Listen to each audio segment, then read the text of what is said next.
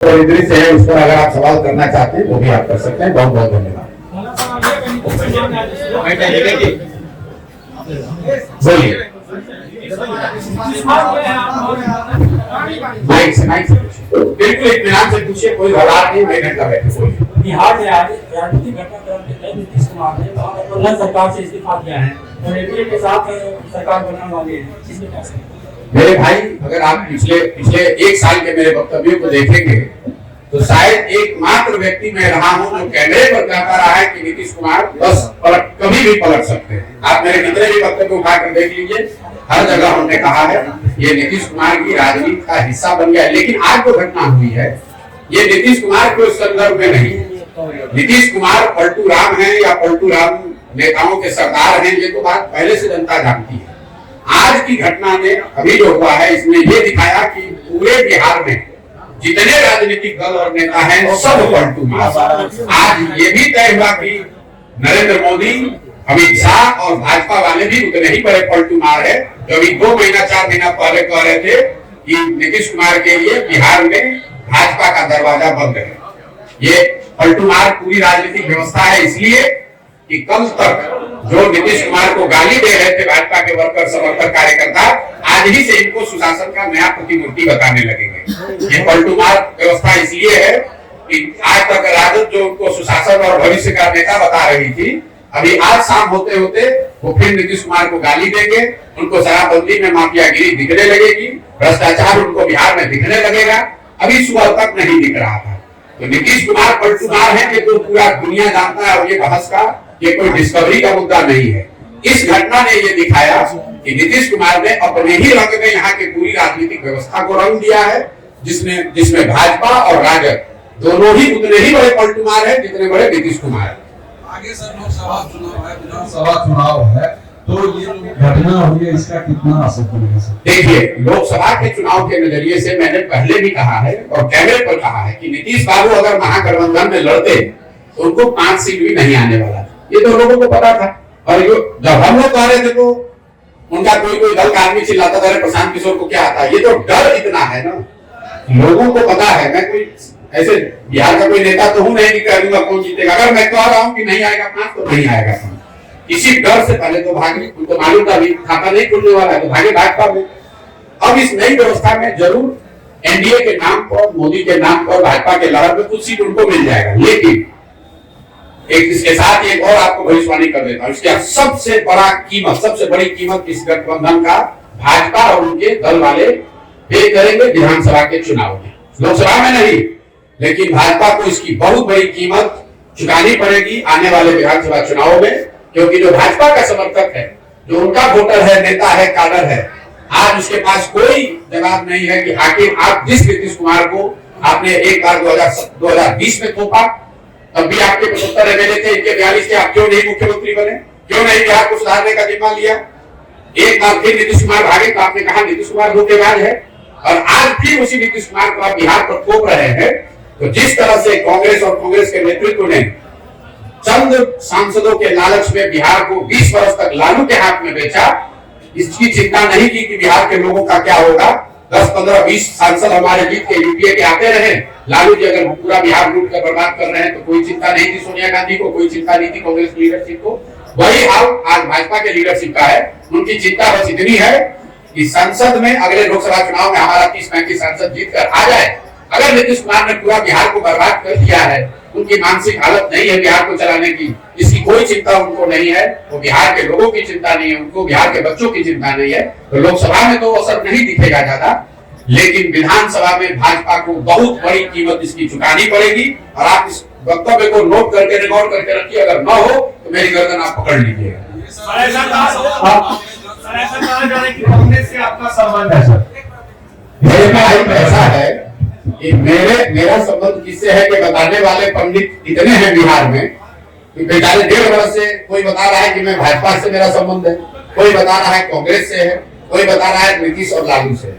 मेरा संबंध इस देश में ज्यादातर बड़े नेताओं और दलों से रहा है, लेकिन पिछले 2 वर्ष से जब से मैंने वो काम छोड़ दिया, मैंने एक ही संबंध बनाया और उसको निभाने की कोशिश कर रहा हूँ। वो है संबंध बिहार की जनता से। मेरा संबंध बिहार की जनता से है और मैं पूरी तरीके से कृत संकल्पित हूँ ये जो चला रहे हैं ये लोग लालू नीतीश भाजपा, ये जो रिवॉल्विंग डोर चला रहे हैं, जिसका जब मन है वो बैठ जाता है, इनका सामूहिक खात्मा अगले 2 वर्ष में बिहार की जनता की मदद से कराकर आपको दिखाएंगे। आप हमेशा मौजूदा सरकार पर हमला बोलते हैं।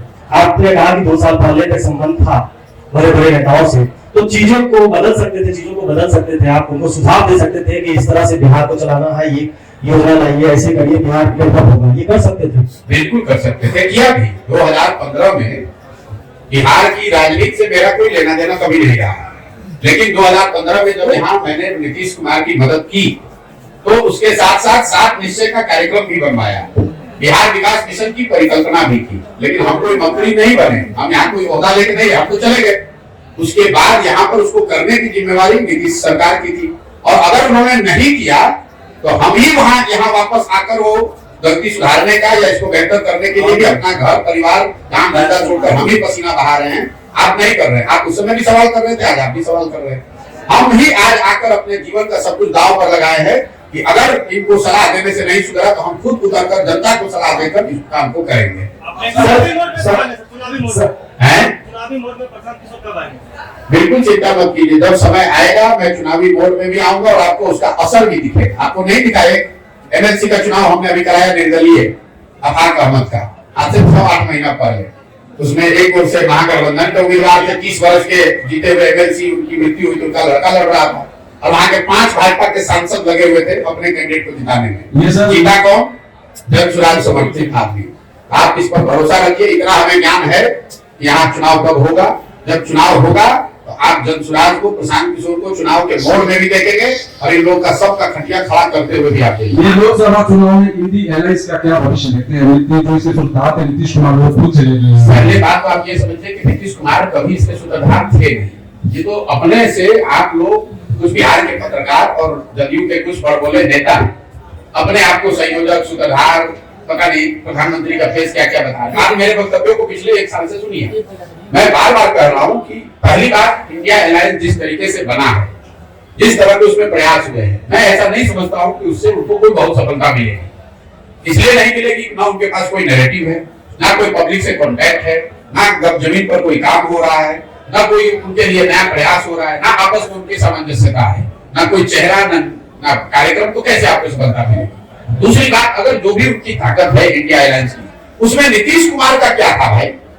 पटना में एक बैठक होने से आप लोग कह रहे हैं कि नीतीश कुमार ही इसके सूत्रधार हैं।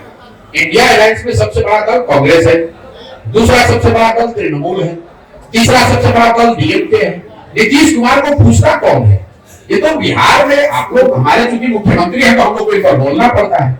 आप किसी दूसरे राज्य में जाइएगा तो कोई इस बात का संज्ञान नहीं ले रहा है क्या कि कौन है नीतीश कुमार? आप जरा ये समझिए कि नीतीश कुमार क्या ऑफर कर सकते हैं किसी दल या गठबंधन को। इनके पास कोई इतना बड़ा ये चेहरा है नहीं, कोई आइडियोलॉजिकल विचारधारा वाली पोजीशनिंग है नहीं, हर छह पे पलटते। पूरे देश में इनका नाम है पलटू राम। दूसरा, इन्होंने गवर्नेंस के स्तर पर पूरे देश में सबसे गरीब और पिछड़ा राज्य है बिहार। तो ऐसा तो होगा नहीं कि केरल का आदमी कहेगा कि केरल को बिहार के जैसा बनाना है इसलिए नीतीश कुमार को नेता मान ले। तीसरा, दल की सुनो मेरी बात, दल की आपकी ताकत है नहीं, कुल जमा पूंजी आपकी 42 विधायकों की है ना, आपके पास राजनीतिक काबिलियत है ना, आपका इमेज है ना, सुशासन गवर्नेंस है, किस आधार पर आपको कोई नेता मान लेगा? तो नीतीश कुमार ऐसे हवाई किला बनाते रहते हैं, और जब वो नहीं मिला तो तुरंत पिछले दरवाजे से भागा भाजपा की ओर। और आपको एक और घोषणा कर देता हूं, अगले विधानसभा से पहले, जिसको भी आप लोग चला दीजिए कोट करके, ये फॉर्मेशन फिर बदलेगा, इसको भी लीक कर दे देता। आज जिस फॉर्मेशन में बिहार में व्यवस्था है, इसमें नीतीश कुमार चेहरा है, बीजेपी सपोर्टर की भूमिका में है, और दूसरे साइड आरजेडी है, बाकी लोग उनको सपोर्ट कर रहे हैं। इस फॉर्मेशन में विधानसभा का चुनाव नहीं होगा। कौन कहा? पिछली बार भी मैंने कहा था कि ये जो महागठबंधन और भाजपा बना है इसमें अगला चुनाव नहीं होगा, ऑलरेडी टूट गया, फिर अभी घोषणा कर देता हूं। ये भी टिकने वाला नहीं है। अगले विधानसभा से पहले आपको बहुत बड़ा उलटफेर बिहार की राजनीतिक परिदृश्य में, पूरी इकोसिस्टम में देखने को मिलेगा, और ये लोकसभा चुनाव के 6 महीना के अंदर आपको दिखेगा। प्रशांत जी, सबसे पहले बात ये महत्वपूर्ण कि आप जो सर्वे करवाया या लोगों की जो भावना को जो समझा कि 55% लोग इस राजनीतिक व्यवस्था से उभरे हुए हैं। 2 वर्ष पहले थे, आज की घटना के बाद तो बढ़ के 60-65 हो गया होगा। इस बात में बहुत गर्व है, आपके इस बात में बहुत गर्व है। उस 55% लोगों को कोई विकल्प नहीं है।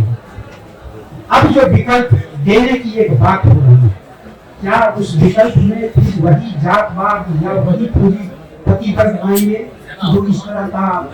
देखिए, विकल्प जो बनाने की बात है, अगर वो विकल्प मैं बनाता या कोई 10, 15, 25, 50 व्यक्तियों का समूह बनाता, कोई जाति विशेष के लोग बनाते, कोई धर्म विशेष के लोग बनाते, कोई परिवार के लोग बनाते, तो आपकी बात सही हो सकती है। इसीलिए तो ये प्रयास किया जा रहा है कि विकल्प बनाने के लिए मैं जितना बड़ा प्रयास कर रहा हूँ, 2-2.5 बरस गांव पैदल चल के एक व्यक्ति से मिलकर विकल्प बनाने का प्रयास करें, ताकि जब ये नया दल बने, विकल्प बने, तो दल प्रशांत किशोर का ना हो, किसी जाति विशेष, किसी परिवार का ना हो, पूरे बिहार के लोगों का हो, जो लोग पूरी तरीके से इस बात से कन्विंस है, जो आपने कहा इस बात में दम है कि बिहार में नया विकल्प चाहिए। और मेरा ऐसा मानना है कि बिहार में 1% लोग, अगर 100 में 1 आदमी, 50 लोग चाहते हैं नया विकल्प बने, 55 लोग, लेकिन अगर 100 में 1 आदमी भी विकल्प बनाने के लिए खड़ा हो गया, तैयार हो गया, तो पूरे बिहार में करीब 13-14 लाख लोग मिलकर इस दल को बनाएंगे, जो अपने आप में विश्व के स्तर पर सबसे बड़ी घटना होगी। आज तक 10-15 लाख लोग मिलकर कोई दल नहीं बनाए। ये प्रयास हम कर रहे हैं कि लाखों लोग, 10 लाख लोग से ज्यादा लोग मिलकर इस दल की स्थापना करें, ताकि वो किसी एक व्यक्ति का दल ना हो, उसको लोकतांत्रिक तरीके से बनाया जाए। जो लोग इसको बनाए वो तय करें कि इस दल का नाम क्या होना चाहिए, वो लोग तय करें कि इस दल का संविधान क्या होना चाहिए, वो सारे वर्गों का दल हो, सारे लोगों, सारे जातियों का दल हो, सारे बिहार के लोगों का दल हो, जो चाहते हैं कि बहुत हुआ, अब नहीं चल सकते हैं, अब हमें नया विकल्प चाहिए। ये लालू, नीतीश और भाजपा से आगे बढ़ने देखने का समय आ गया है और जनता इसके लिए तैयार है। उसको सिर्फ एक मदद चाहिए। मेरी भूमिका एक कुम्हार की है। घड़ा जो है वो तो मिट्टी और चाक से बनता है। मिट्टी और चाक बिहार में तैयार है, फैला पड़ा हुआ है। मुझे उसको एक साथ करके सही मात्रा में पानी डालकर गूंदकर चाक पर थोड़ा सा सहारा देंगे, अपने आप को खड़ा होकर आएगा और आपको नया विकल्प बिहार में दिखेगा। और 2 वर्ष में बिहार में जो ये व्यवस्था बनेगी, पूरा देश इसको देखेगा कि जो बिहार के लोगों ने करके दिखाया है। आज पूरे देश में हम लोग की हंसी उड़ाई जा रही है कि नीतीश कुमार पलटू राम के चक्कर में पूरे देश में लोग हंस रहे हैं कि भाई बिहार में क्या हालत है।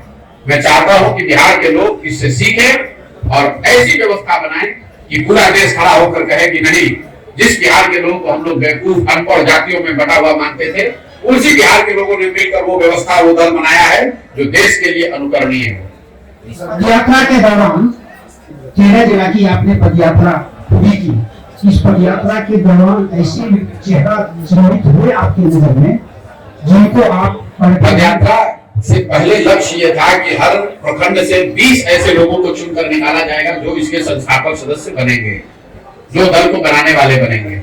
अभी तक पदयात्रा का अनुभव है, हर प्रखंड से करीब 2,500, इसको नोट कर लीजिए, 2,500 लोग जन स्वराज के संस्थापक सदस्य बन रहे हैं या बनने के लिए इच्छुक है या वो बनाया जा रहा है। जब मैं बेगूसराय से निकलूंगा तो यहाँ से करीब हर प्रखंड में 2 से 2,500 लोग जन स्वराज के आपको मिलेंगे, जो किसी दूसरे दल के मुकाबले बड़ी ताकत है और इसीलिए इतना समय इसमें लग रहा है। और आप जो देख रहे हैं, इतनी बड़ी जो व्यवस्था है, इतने हजारों लोग जो इसमें पैदल चल रहे हैं, यही लोग हैं कि इसमें से चुनकर वो निकाला जा रहा है। और यात्रा खत्म होने के 15 दिन के अंदर जिले में, अनुमंडल में, प्रखंड में और पंचायत में आपको पूरी जन स्वराज के संगठन के लोग, संगठन, ऑफिस, कार्यालय सब आपको 15 दिन में दिखने लगेगा। बिहार में लंबे समय से आरजेडी और जेडीयू का जो है शासनकाल चल रहा है, लेकिन आखिर बिहार बदलेगा कैसे? क्या उसका चेहरा कहीं प्रशांत किशोर जी तो नहीं? बिहार तब बदलेगा जब बिहार के बच्चों का चेहरा लोगों की प्राथमिकता बन जाए। मोदी के चेहरे पर वोट बंद हो जाए, लालू के चेहरे और मोदी के और नीतीश के और प्रशांत किशोर के चेहरे पर नहीं। जिस दिन लोग अपने बच्चों के चेहरे को देखकर वोट देने लगेंगे, उस दिन बिहार बदलेगा। जिस दिन लोगों को इस बात का एहसास होगा कि मोदी को वोट देने से बिहार में बेरोजगारी खत्म नहीं हुई, हमारे बच्चों का पलायन नहीं रुका, उस दिन बिहार बदलेगा। जिस दिन लोग जाति वालों को वोट देने से पहले उनसे ये सौदा करेंगे कि हमारे बच्चे को पढ़ाई रोजगार दोगे तब तुम्हें वोट दूंगा, तब बिहार सुधरेगा। प्रशांत किशोर को वोट देने से, जन स्वराज को जिताने से बिहार नहीं बदलेगा। लोगों को अपने स्वभाव में, अपनी समझ में फर्क लाना पड़ेगा, तब बिहार बदलेगा। वरना अगर कल जन स्वराज जीत जाए, प्रशांत किशोर बैठ जाए, तो भी हम काम नहीं करेंगे, क्योंकि बंधुआ मजदूरी जो है, राजनीतिक बंधुआ मजदूरी बिहार की सबसे बड़ी समस्या है। कोई जाति के आधार पर बंधुआ मजदूर है, कोई धर्म के आधार पर बंधुआ मजदूर है, कोई लालू के डर से भाजपा का बंधुआ मजदूरी कर रहा है, कोई भाजपा के डर से लालू का बंधुआ मजदूरी कर रहा है। तो जब बिहार में राजनीतिक बंधुआ मजदूरी से हम लोग अपने आप को आजाद कर लेंगे, बिहार में परिवर्तन होगा। और आप देखेंगे कि अगले 10 वर्ष में हम लोग के जीवन काल में वो समय भी आएगा जब बेरोजगारी और पलायन छोड़िए, 10 वर्ष में मैं आपको लिख कर दे रहा हूँ, हम लोग वो समय देखेंगे जब दूसरे राज्यों से लोग बिहार में नौकरी रोजगार करने आएंगे। ये विजन और ये सपना लेकर ये प्रयास कर रहे हैं। तो फिलहाल से महागठबंधन सरकार ने भी रोजगार दिया है बाहर के लोगों को, किसको दिया है? ये पहले तो आप लोग कुछ थोड़ा भी अपना रिसर्च करके नहीं आते। आपने कहा कि महागठबंधन सरकार ने लोगों को रोजगार दिया है, कैसे दिया है? 2 लाख शिक्षकों की बहाली की बात करें, कितना बड़ा फ्रॉड है ये। इसमें आधे से ज्यादा लोग वो थे जो पहले से शिक्षक थे, वो नियोजित शिक्षक थे, अब उनको राज्यकर्मी बना दिया गया, तो नया रोजगार नहीं है। दूसरा, जो नए लोगों को मिला पढ़ाई का साधन, उसमें भी आधे से ज्यादा लोग बिहार के बाहर के लोग। नीतीश कुमार बेवकूफ आदमी खड़ा होकर खुद ही गिना रहा है कि 12-13 राज्यों के लोग आकर यहाँ शिक्षक बने हैं, लेकिन उसकी हिम्मत नहीं है उस सरकार की वो संख्या जारी करके बता दे कि कितने बिहार के नए लोगों को शिक्षकों की नौकरी मिली है।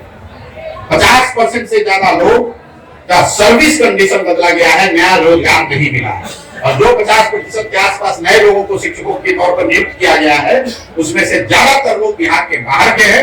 ये महागठबंधन, तेजस्वी, नीतीश, लालू, इनका सोच है कि हमारे बच्चे जाकर बाहर मजदूरी करें, ठेला लगाएं, सब्जी बेचें, और दूसरे राज्य के लोग आकर बिहार में 50,000 रुपया के शिक्षक की का काम करें। ये इनकी दूरदर्शिता दिखाता है। ये प्रधानमंत्री बनने के लालच में अपना देश में इमेज बना रहे थे नीतीश कुमार कि हम पूरे राज्य में यूपी के और गुजरात के लोगों को नौकरी देंगे बिहार में, तो सब लोग कहेगा कि नीतीश कुमार बहुत बड़ा नेता है। ये आदमी अपनी कुर्सी और अपनी महत्वाकांक्षा के लिए बिहार के किसी भी वर्ग का, किसी भी व्यक्ति का कुछ भी बेचने को तैयार है। ये बिहार की जनता देख रही है कि नीतीश कुमार, आज के नीतीश कुमार अपनी कुर्सी बचाने के लिए, अपनी महत्वाकांक्षा के लिए कुछ भी कुर्बानी देने को तैयार है। बिहार के लोगों की बलि चढ़ जाए, इस आदमी को कोई चिंता नहीं। सर, अपने पश्चिमों में महात्मा गांधी जी को रखने का क्या मुख्य उद्देश्य है? अब इस देश में, इस धराधाम पर, इस धरती पर महात्मा गांधी से बड़ा सामाजिक, राजनीतिक चिंतक, विचारक, आइकॉन तो पूरे देश में कोई बड़ा नहीं। तो अगर गांधी को लेकर नहीं चलेंगे तो किसको लेकर चले? आप बता दीजिए, गोडसे को लेकर चले? मेरे भाई, गांधी ही वो सोच है, गांधी ही वो विचारधारा है, गांधी ही वो आइकन है जो आज की इस परिस्थिति से हम लोग को बाहर निकाल सकते हैं। इसी सोच को साथ में लेकर समाज के सभी वर्गों को जोड़ा जा सकता है। इसी सोच और उन्हीं के बताए हुए रास्ते पर चलकर बिहार को राजनीतिक बंधुआ मजदूरी से आजादी दिलाई जा सकती है। गांधी ने अपने विचारों से, अपने कार्य से, अपने आचरण से, अपने प्रयास से देश को आजाद कराया। बिहार, अभी जरूरत है कि बिहार के लोग उन्हीं गांधी के मार्ग पर चलकर, उन्हीं के बताए रास्ते को फॉलो करके राजनीतिक बंधुआ मजदूरी से अपने आप को आजाद कराएं। सर, आप कहते हैं कि युवाओं को, पढ़े लिखे लोगों को राजनीति में आना चाहिए, लेकिन जन स्वराज में आपके अलावा तो कोई और चेहरा नहीं दिखता, क्योंकि आपको चेहरे देखने की आदत है। बिहार में आपको चेहरा खोज रहे हैं। तो यहाँ जितना बड़ा क्रिमिनल है, बदमाश है, ठग है, शराब का व्यापारी है, जो रोज दल बदलता है, वो आपको बड़ा चेहरा दिखता है। और जो हजारों जमीन से जुड़े हुए लोग जनसुराज में जुड़ रहे हैं, उसको आप चेहरा नहीं मानते। तो सब आदमी, हमने अभी बताया कि करीब 2,500 लोग हर प्रखंड से जुड़ रहे हैं। आपके लिए वो सब लोग उड़ीसा के हैं, लेकिन वो लोग तो कहीं दिख नहीं रहे हैं। कहाँ नहीं दिख रहे? आप बस और बस आप ही दिख रहे हैं भैया, कहाँ नहीं दिख रहे? एक दिन चले पदयात्रा में, पदयात्रा में एक दिन चले हो? एक दिन आपने पदयात्रा को कवर किया?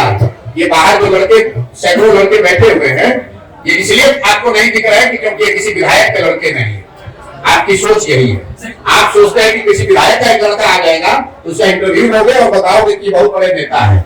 ये बिहार के गांव के वो लड़के हैं जो जज्बा रखते हैं, जो बिहार को सुधारना चाहते हैं। इनके पास पैसा नहीं है, इनके बाबूजी मंत्री विधायक नहीं है, लेकिन ये आपको चेहरा नहीं दिख रहा है। चेहरा कब दिखेगा? कोई बहुत बड़ा क्रिमिनल हो, उसका लड़का यहाँ बैठेगा, आप कहिएगा कि बहुत बड़ा चेहरा है। कोई विधायक का लड़का आके यहाँ बैठेगा तो उसका बहुत बड़ा चेहरा बताइएगा। और ये सैकड़ों लड़के जो अपना जीवन खपाकर बिहार को सुधारने के लिए इसमें जुड़ रहे हैं, ये आपके लिए चेहरा नहीं है। सर, आपने बात की सर शिक्षा में सुधार की, 2014 में जैसे आपने लोकसभा में भाजपा के लिए काम किया, जी इसके बाद आप जो है जदयू में उपाध्यक्ष पद पर गए। तो 2014 में जो लोकसभा का चुनाव हुआ था उसमें आपने भाजपा के लिए काम किया। जब आपका वहां मनोकामना पूर्ण नहीं हुई तो फिर आपने जदयू में काम किया, और जदयू में काम करने के बाद तो क्या लगता है कि दोनों की पार्टी में आपने काम किया, समर्थक साइड जो अन्य पार्टी में भी आपने प्रयास किया, और ये प्रयास से जो सफलता नहीं मिली है, तब आपने जन स्वराज की जो है पार्टी का जो पदयात्रा प्रारंभ की, इसका क्या कहना चाहेंगे? मेरे भाई, आपका इतना ज्ञान है कि आपके ज्ञान ने हमको आह्लादित कर दिया। आपको जो भी याद है, हम 2014 में नहीं, 2012 में भाजपा का गुजरात में मदद किए, 2014 में उनके लिए काम किया, 2015 में नीतीश कुमार को यहाँ मदद किया, उसके बाद पंजाब में, तेलंगाना में, आंध्र प्रदेश में, तमिलनाडु में, महाराष्ट्र में, दिल्ली में, बंगाल में, 10 राज्यों में हमने लोगों की मदद की। तो पहले तो अपना जानकारी पूरा कर लीजिए, और जो काम हमने किया है वो डंके की चोट पर किया है, चोरी नहीं किया, किसी का लूटा नहीं है, अपने दिमाग से, अपने परिश्रम से, अपने ताकत से, अपने लिए, अपने समाज के लिए, बिहार के लिए कुछ नाम ही अर्जित किया है। दूसरी बात, हम किसी मुख्य, हमारा जो काम है वही हमारी पहचान है। आज आपको ये 70 लोग आए हैं इंटरव्यू लेने, इसलिए नहीं कि हम पैदल चल रहे हैं, इसलिए कि आप 10 वर्ष का मेरा काम जानते हैं। अगर हमने वो काम नहीं किया होता तो जैसे अभी भाई साहब बता रहे थे कि कोई चेहरा नहीं दिख रहा है, आपको भी हम इसी बेगूसराय से गुजरते तो आप कहते ही कौन है। तो 10 वर्ष किए हैं काम, तभी आप आए हैं। हम किसी मुख्यमंत्री प्रधानमंत्री के लड़के नहीं हैं कि पैदा हुए और कहे कि अब हम हैं तारनहार सबके, इसीलिए वो काम किया। आपने कहा कि हमारी मनोकामना पूर्ण नहीं हुई, हमारे मन की कामना आपको मालूम है, इसके लिए तो आपको धन्यवाद करना चाहता हूँ। लेकिन जहां तक देश जानता है, उस 10 वर्ष में इस देश में, उस विधा में हमसे बड़ा नाम तो किसी का नहीं था। चाहते जीवन भर वही काम करते, लेकिन जब वो ताकत, वो पहचान, वो शक्ति बनी, जब अनुभव पूरा हुआ तो उसको लेकर यहाँ आए हैं, और 2 बरस से सब कुछ छोड़कर अपने जीवन का खेत में रहते हैं, गांव में चलते हैं। 2 बरस से रात दिन एक किए हुए यहाँ की स्थिति को सुधारने का प्रयास किया जाए। आपने कहा उस दल को किया, उस दल को किया। अगर उस दल में वो सब कुछ सही होता ही तो फिर हमको नए प्रयास की जरूरत क्या है। लेकिन वही अगर आप कोई प्रयास करते हैं उसमें आपको सफलता नहीं मिली तो आपके पास 2 विकल्प हैं, या तो आप थक हार के बैठ जाइए, नहीं हो नहीं सकता है। दूसरा ये है कि उससे और बेहतर प्रयास कीजिए। तो हमारी गिनती आप दूसरे वाले में रखिए। हमने यहाँ प्रयास किया कि नीतीश को मदद करके 7 निश्चय बनाकर बिहार विकास मिशन बनाकर बिहार को सुधारा जाए। नहीं सुधारा तो उससे बड़ा प्रयास कर रहे हैं, लेकिन प्रयास तो कर रहे हैं ना। यहाँ बैठ के खाली टिप्पणी नहीं कर रहे हैं। दिल्ली में बैठकर बिहार पर टिप्पणी नहीं करता हूँ।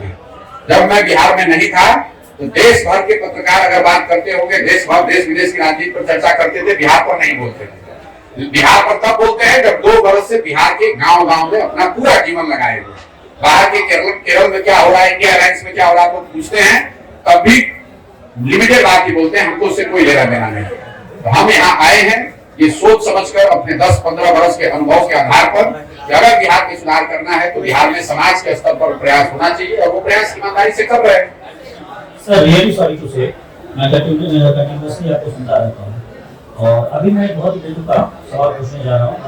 अरे आपका हक पूछने का बेतुका, उसी हिसाब से पूछने जा रहा हूँ, मास कॉम के एथिक्स एंड नॉर्म्स के अकॉर्डिंग, कि अभी तक आपने सारे सवालों पे प्रॉपर्ली हमें आंसर किया, बिल्कुल डिस्क्राइब किया, बट इनका टैक्स साहब आपने ये जो फंडिंग आ रही है जन स्वराज को लेकर, वो कहाँ से आ रही है? क्या ये क्राउड फंडिंग का? मेरे भाई ऐसा है, आपने कहा कि आप उनको सुनते रहे, आपने सुना नहीं है कभी, क्योंकि जिस दिन से हम ये पदयात्रा चला रहे हैं उस दिन से हर प्रेस वार्ता में आप पहले बेतुका पूछने वाले नहीं है। ये बेतुका सवाल नहीं है, बिल्कुल सही सवाल है। हर पत्रकार, हर प्रखंड में पत्रकार वार्ता में लोग ये पूछते हैं कि इसके लिए पैसा कहाँ से आ रहा है। उसका जवाब ये है कि ये पैसा वहां से आ रहा है जिनको पिछले 10 वर्षों में हमने राजनीति के क्षेत्र में आगे बढ़ाने में मदद की है, कंधा लगाया है। आज इस देश में 5 से ज्यादा ऐसे राज्य हैं जहां उन लोगों की सरकारें हैं जिनको सरकार बनाने में, जीतने में हमने कंधा लगाया है।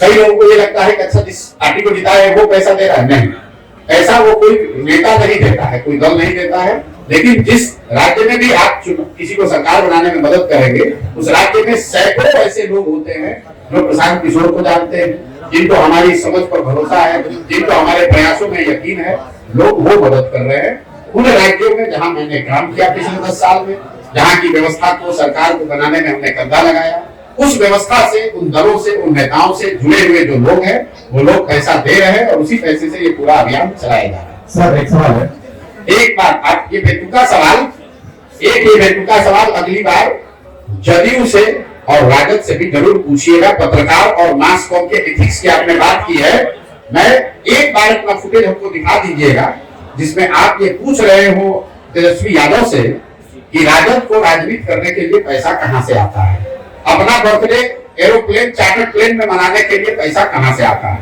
नीतीश कुमार को धंधेबाजी करने के लिए पैसा कहां से आता है। ये सवाल अगर आपने नीतीश कुमार से पूछा होता तो मुझे और खुशी होती, लेकिन आप हमसे सवाल पूछिए, आपका हक है, हमको जवाब देना भी चाहिए, लेकिन ये जवाब सबसे मांगा जाना चाहिए। सिर्फ दूसरा 9 दे तो भी मैं दूंगा, सुनिए, दूसरा कोई 9 जवाब दे फिर भी मैं जवाब दे रहा हूं, लेकिन पत्रकार होने के नाते आप गिरिराज सिंह से भी पूछिएगा, यहाँ पर डॉक्टर तनवीर से भी पूछिएगा और नीतीश कुमार लालू यादव से भी पूछिए, तेजस्वी यादव से, कि आप लोग जो राजनीति करते हैं, प्रशांत किशोर तो कह रहे हैं कि दूसरे राज्य में जिसका मदद किए थे वो पैसा दे रहा है, और बिहार में तो कम से कम कोई खड़ा होकर माई कलाल नहीं कह सकता है कि हमने 1 रुपया भी किसी से लिया है जीवन में। लेकिन राजद और जदयू को पैसा कौन दे रहा है, इस पर भी मैं सोचता हूं कि पत्रकारों को इतनी हिम्मत तो जरूर होनी चाहिए, एक बार पूछ के तो दिखाइए। सर पत्रकार अपने जवाब तो आपको जीवन में नहीं मिलेगा, सुनिए ऐसा है, जवाब तो आपको जीवन में नहीं मिलेगा, लेकिन इतनी हिम्मत दिखाइए। लालू नीतीश तेजस्वी से तो आप पूछ भी नहीं पाइएगा क्योंकि आपको पूछने नहीं देंगे, कम से कम उनके जिला अध्यक्षों से पूछिए कि तुम्हारे पास पैसा कहां से आया। नहीं, आपका जवाब एक सकारात्मक पहलू है, यह जवाब सवाल जानबूझकर पूछा गया था, ये सकारात्मक पहलू है जन स्वराज के पद यात्रा से संबंधित। बिल्कुल, मैंने ये भी कहा है, बिल्कुल आपका स्वागत है, मैंने ये भी कहा है कि जब जन स्वराज अभियान खत्म होगा तो इस पूरे अभियान पे जो खर्च हुआ इसका बाकायदा पूरा डिटेल जारी करेंगे कि एक रुपया कहां से आया और बैंक के माध्यम से कैसे खर्च हुआ। आपको क्या लगता है कि जिस देश में अभी आप एक छोटा सा मुखिया का चुनाव लड़ते हैं तो आपको प्रतिद्वंदी आपको चलने नहीं देता है, हम आज 16 महीना से इतना बड़ा अभियान चला रहे हैं, हम एक गलती करेंगे ये लोग हमको छोड़ देगा, हमको जिंदा गाड़ देता अभी तक, उसको कोई उपाय ही नहीं है, उसको कोई उपाय नहीं, क्योंकि उसको मालूम है कि हम पर हाथ नहीं रख सकता। हम आज तक किसी पब्लिक ऑफिस में नहीं रहे, किसी से धंधेबाजी नहीं करते हैं, पैसा नहीं लेते हैं, अपनी विद्वता से अपने अनुभव से लोगों की मदद की है और उनसे कह रहे हैं कि मदद करो। देश के सबसे गरीब और पिछड़े राज्य में लोगों की व्यवस्था, उनकी जिंदगी सुधारने के लिए प्रयास कर रहे हैं, मदद कीजिए और लोग मदद कर रहे हैं। सर एक सवाल है, आप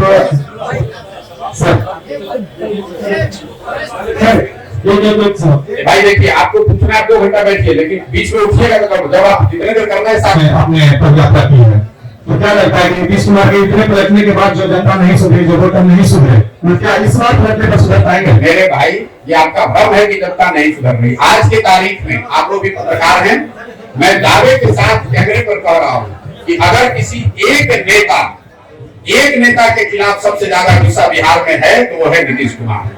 आप किसी भी वर्ग से बात कीजिए, किसी सामान्य नेता से, पब्लिक से, उनके अपने सपोर्टर, वोटर और पार्टी के नेताओं से बात कीजिए, हर आदमी नीतीश कुमार के लिए आज अपशब्द और गलत बात कह रहा है। और ये ऐसा मत समझिए कि बिहार की जनता समझती नहीं है, यही नीतीश कुमार है 2010 में इनके नाम और चेहरे पर बिहार की जनता ने 206 विधायक जिताया था। आज यही नीतीश कुमार हैं जिनकी दशा यह है कि 40-42 विधायक जीता हुआ है और एमपी के चुनाव में हारने के डर से या फिर भागकर भाजपा के शरण में गया है कि अगर मोदी जी भाजपा का साथ नहीं रहा तो खाता नहीं खुलेगा। अगली बार लिख लीजिए, अभी पिछले बार घोषणा किए थे कि अगर महागठबंधन में लड़ेंगे तो 5 एमपी नहीं जीतेंगे, अभी लिख लीजिए। अब चाहे किसी गठबंधन में लड़े, भाजपा के साथ भी लड़े, नीतीश कुमार को 20 से कम विधायक अगली बार जदयू को आएगा। अगर नहीं आया तो मैं राजनीति से संन्यास ले लूंगा। इस आदमी को, जदयू को 20 विधायक नहीं आएगा, चाहे वो भाजपा के साथ लड़े, महागठबंधन के साथ लड़े, किसी के साथ लड़े। बिहार की जनता इतनी बेवकूफ नहीं है, जनता इतनी व्याकुल है आज कि वोट किसी को दिया। ये आदमी पलट पलट, आप समझिए जनता कितना असहाय फील कर रही है, वोट किसी के नाम पर लिया। ये आदमी अपने आप को इतना चतुर समझता है, ये चतुर नहीं है, धूर्त है। नीतीश कुमार निहायत धूर्त आदमी है जो पूरे बिहार के 13 करोड़ जनता को धूर्तता से मूर्ख बनाकर उसको ठग रहा है, और इसका पूरा सूद समेत हिसाब जनता अगले चुनाव में करेगी। लोकसभा में खाली छोड़ दी। सर आपका नाम आ रहा है सरकार गिराने में। हम बोले थे कि जाकर उधर पलट जाओ।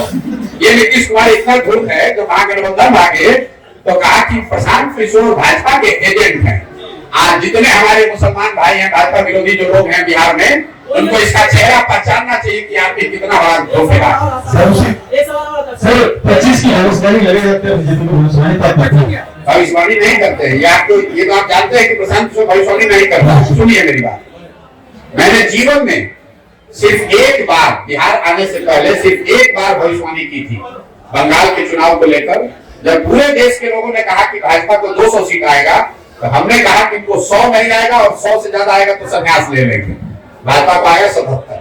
मैंने बिहार में आकर दूसरी घोषणा की कि नीतीश कुमार महागठबंधन में नहीं टिकने वाला, अगर टिक के लड़ेगा तो 5 MP नहीं आएगा। महागठबंधन से पहले छोड़कर भाग गए, 2 तो ठीक हो गया। अब तीसरी घोषणा अधिक कर देते हैं। जिस फॉर्मेशन में भी नीतीश कुमार लड़े, अगले विधानसभा चुनाव में नीतीश कुमार की दल जदयू को चाहे भाजपा के साथ लड़े, महागठबंधन में लड़े, अकेले लड़ जाए, 20 सीट नहीं आएगा। अगर आएगा तो ये आप लोग सब रिकॉर्ड कर रहे हैं, नोट करके रखिए। मैं जीवन में अपने काम से संन्यास ले लूंगा। बिहार की जनता की विद्वता पर मुझे इतना यकीन है। सर बिहार में बिहार हम जितना घोषणा कर रहे हैं सर बिहार में जो जातीय जनगणना हुई है, इसलिए उसको 20 से कम सीट आएगा नीतीश कुमार को, क्योंकि जनता ये सुनिश्चित करना चाहती है कि नीतीश कुमार को इतना कम सीट दो कि कोई गणित लगा के आदमी फिर से मुख्यमंत्री न बने। सर बिहार में जो जातीय जनगणना हुई है, बिहार वासियों को कितना इससे क्षति भोगना पड़ेगा और क्या आप इससे सही मान रहे हैं गलत? और लोकसभा देखिए नीतीश कुमार, लोग कोई कहता है कि भाजपा धर्म का कमंडल का राजनीति करता है, ये मंडल की राजनीति करते हैं। नीतीश कुमार ऐसा चालू आदमी है कि कमंडल और मंडल दोनों की राजनीति करना चाहते हैं। इनको कोई फायदा नहीं होगा। मैंने पहले भी कहा है, जातिगत सर्वे से नीतीश और लालू ने ये दिखाया कि उन्होंने अपना प्रमाण, अपना कीचड़ अपने मुंह पर लगाकर दिखाया कि 30 वर्ष से जिन जातियों के नाम पर वो राजनीति करते रहे हैं, उनके भलाई के लिए, उनके बेहतरी के लिए इन दोनों लोगों ने कुछ नहीं किया है। अगर उनकी हकमारी हुई है, क्योंकि आंकड़ों में दिख रहा है, इन्हीं के आंकड़ों में दिख रहा है, वो हकमारी की किसने की है पिछले 32 साल से? तो लालू और नीतीश ही सत्ता में है। इन्होंने उनको कोई जगह नहीं दी, उनको कोई विभाग नहीं दिया, उनको संसाधन नहीं दिए, उनके बच्चों की पढ़ाई की व्यवस्था नहीं की, उनको रोजगार नहीं दिया, उनके नाम पर राजनीति की, उनके राजनीति पर कुर्सी पर बैठे। तो जनता उसको देख चुकी है। और अगर अभी तक जो लोग बता रहे थे कि जातिगत सर्वे इतना बड़ा मास्टर स्ट्रोक है कि नीतीश कुमार ही उससे तो इनको भागने की जरूरत क्या पड़ी, हम तो ये बात पहले से घोषणा कर रहे हैं कि जातिगत सर्वे का इनको नुकसान होगा, क्योंकि सबने देख लिया कि तुम जाति की बात करते हो, जाति की गणना करते हो, उसके लिए करते कुछ नहीं हो, मलाई मारते हो तुम और लालू जी। इसलिए भैया अगर इनको दम था तो अभी फिर सरकार बनाए हैं, किसी मुसलमान को बना दे होम मिनिस्टर, किसी अति पिछड़े को बना दे होम मिनिस्टर। बकवास कर रहे हैं। मैं ये कह रहा हूँ कभी सरकार भाजपा, अभी तो लालू जी के साथ बनाए तो उसमें तो हक नहीं दिया। अब अगर भाजपा के साथ बनाए हैं तो अति पिछड़ों को, दलितों को नीतीश कुमार अपने पार्टी के किसी अति पिछड़ा को होम मिनिस्टर बना दे।